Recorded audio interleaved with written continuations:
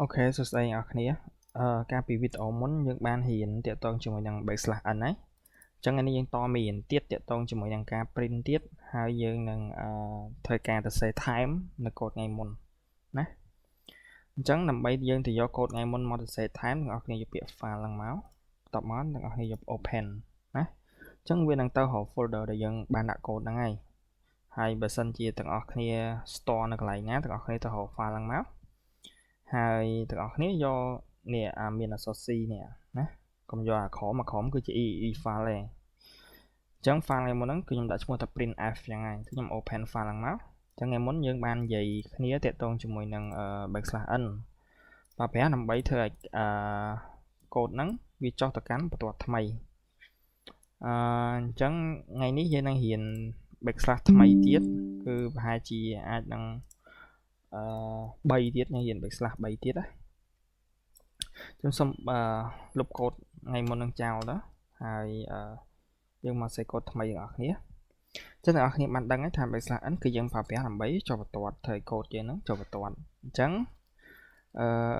ថ្ងៃនេះយើងនឹងរៀនទាក់ទងជាមួយ backslash t តើ backslash t ហ្នឹងវាមានមុខងារសម្រាប់ធ្វើគេឥឡូវឧទាហរណ៍ថាខ្ញុំ print testing 1 and testing 2 ចុះណាតមកទៀតពេលដែលខ្ញុំ run អញ្ចឹងពេលខ្ញុំ run ទាំងអស់គ្នាចុចមើលលទ្ធផលទៅពេលខ្ញុំ compile run គឺវាចេញលទ្ធផលធម្មតាទេអញ្ចឹងខ្ញុំនឹងមកដាក់ backslash t នៅប្រឡោះ testing 1 and testing 2អញ្ចឹងខ្ញុំ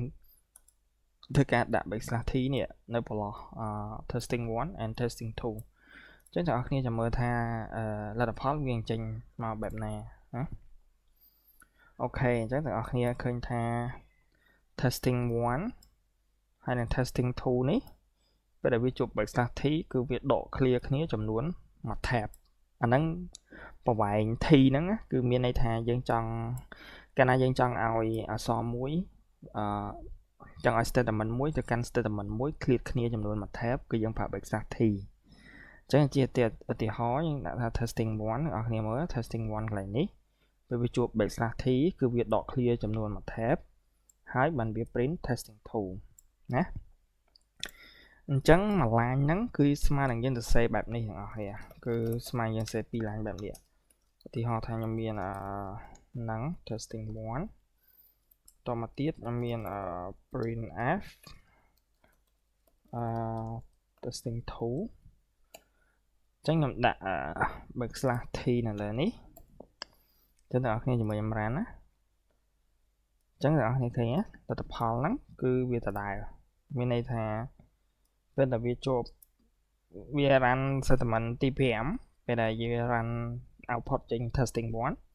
តមកទៀតវាជួបជាមួយនឹង backslash t វាហុញ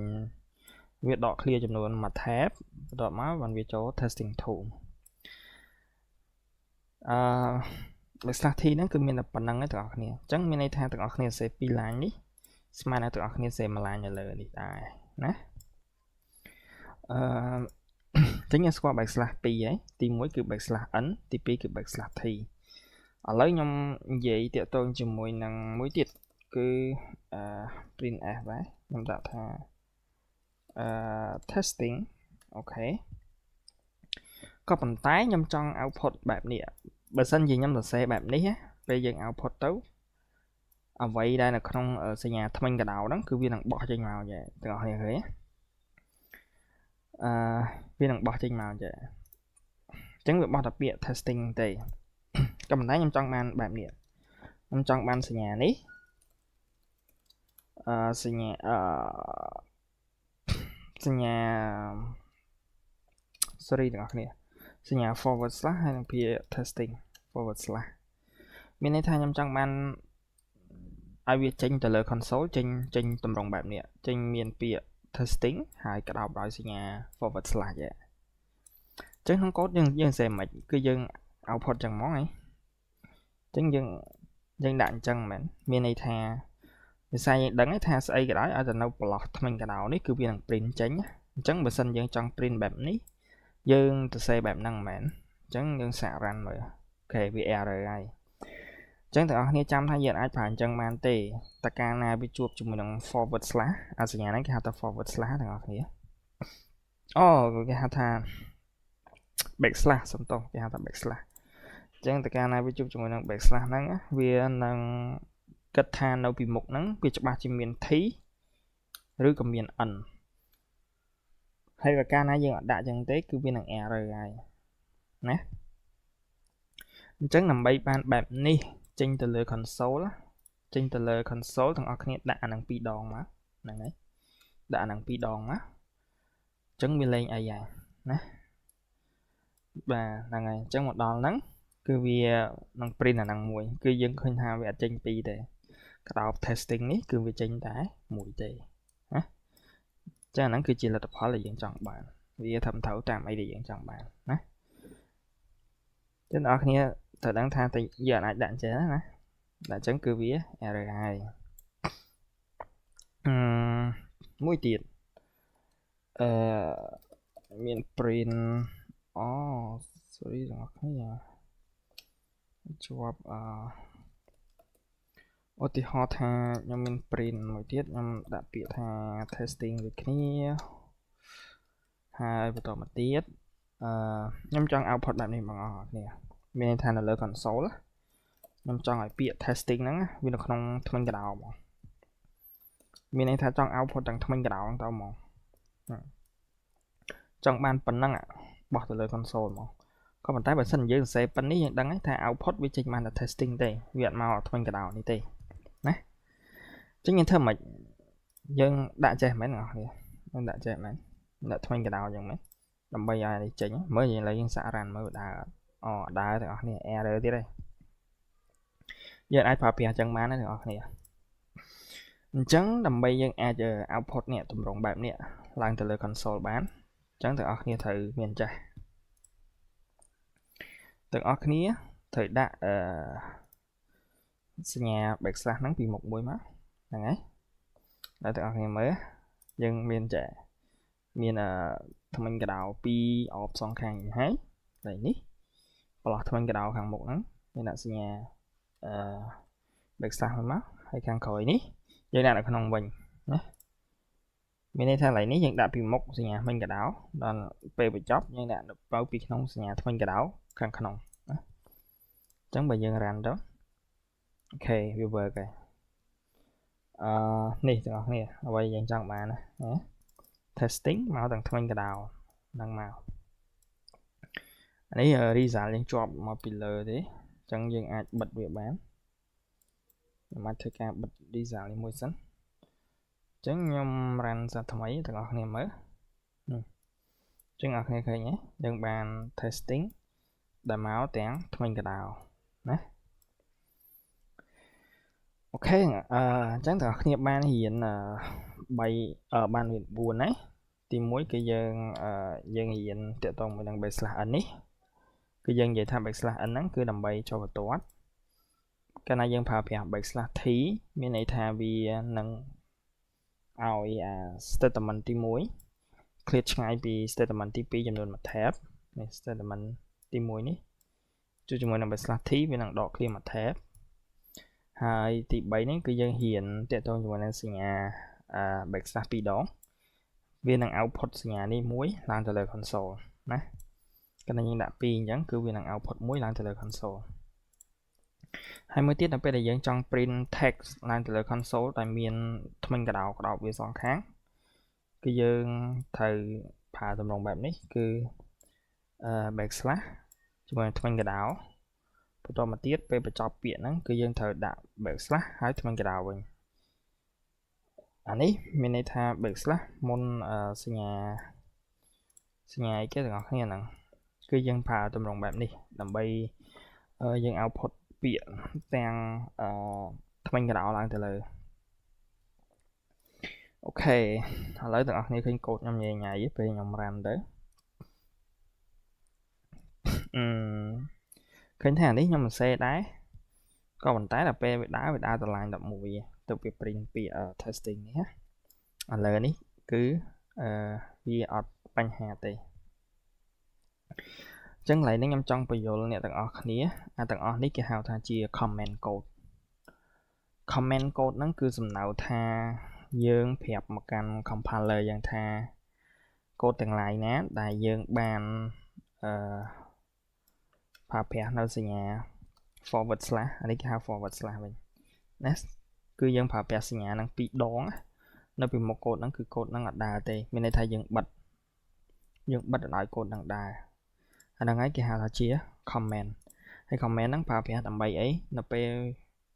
dụ tới nó pe đây giờ là sẽ code cả là chởn cứ dương thầu miền description là lời code năng đầm bay bàn nhẹ khỏi đại kia là sẽ code to bây giờ nó phẹp tha tá code nó cứ dương sẽ không còn non lại kì nè chẳng comment nó cứ có việc song khăn này còn mình tái bên vậy tới comment nó bia men chỉ ai đại dương thầu ca là không program mà dương đầm bay về run đi có execute đấy và còn là chia description với còn là chia alternate đại dương bật thay từ lời code đây ở lấy chỉ ô tỉ hóa nhầm đạo từ đó như xui vô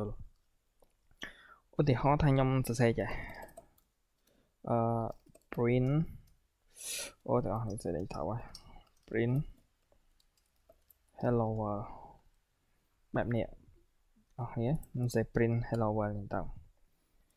chẳng nhầm khai từ đó nhật đắng á nhầmអាចsẽ chỉ comment chị ạ mình đã tha this is how to output hello world ok chẳng mình này tha nhầm phẹp tầng ở khía bây giờ tầng ở khía mà mới code mà bảo toàn đắng á nhầm phẹp tầng ở khía tha ok này cứ chỉ là biết để dẫn thời cái output này hello world nè cho tí họ thay nhầm mình comment tràn lại hay nhầm cả thơ cả bật code nắng để nhầm cho control hay là nhà xua má đây là keyboard bài nhớ cái việc thơ cả bật này chắc trong bài với control nhà xua bên mà chắc là đi bên cái này dân comment tam là chẳng mà xin dân comment pi bề lá cứ dân ad phà tầm rộngแบบนี้cứ sinh nhà cái đôi chỉ sinh nhà đi tầm tiết dân miền cái hay đi mình nhé trong phần nó như ai sẽ mà ok testing anh ấy bên này tụi trong comment mà lan anh ấy bên là ở khía trong comment tràn lan chẳng tụi khía bài nhà này mỗi cài mỗi hay bật với đời cài mỗi nhà năng mùi mình má chứ tụi khía ai sẽ bỏ năng má chẳng code với ngặt rằng để bây giờ mới bị tầm rộng code đấy cứ về print là hello world mùi thì kéo về nắng cửa mình thở ấy tụi nè ok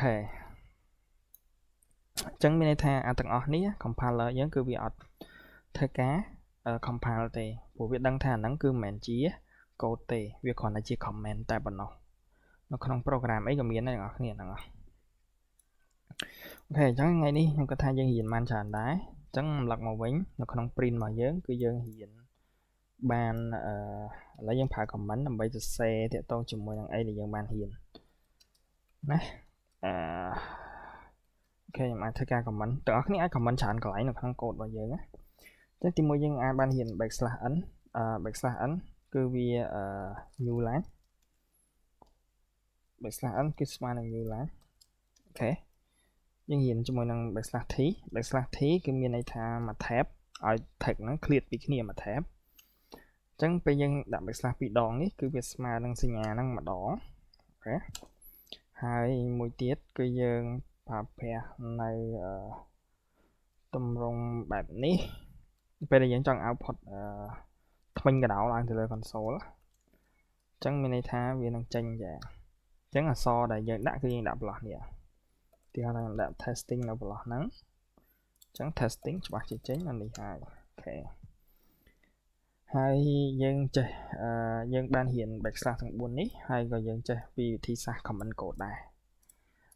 chẳng bị tổ khỏi dân năng hiện trẻ con cho mỗi năng mẹ mấy tiết này JP và đài bòn đó anh em khi em hiện năng lươn tích để xa tay nông cái thằng em trong chop mày năng lại bàn lươn ok chẳng từ khné phần miền tây phần năng đấy từ khné complete do từ anaward đâm bây giờ vô ban được hàng tiền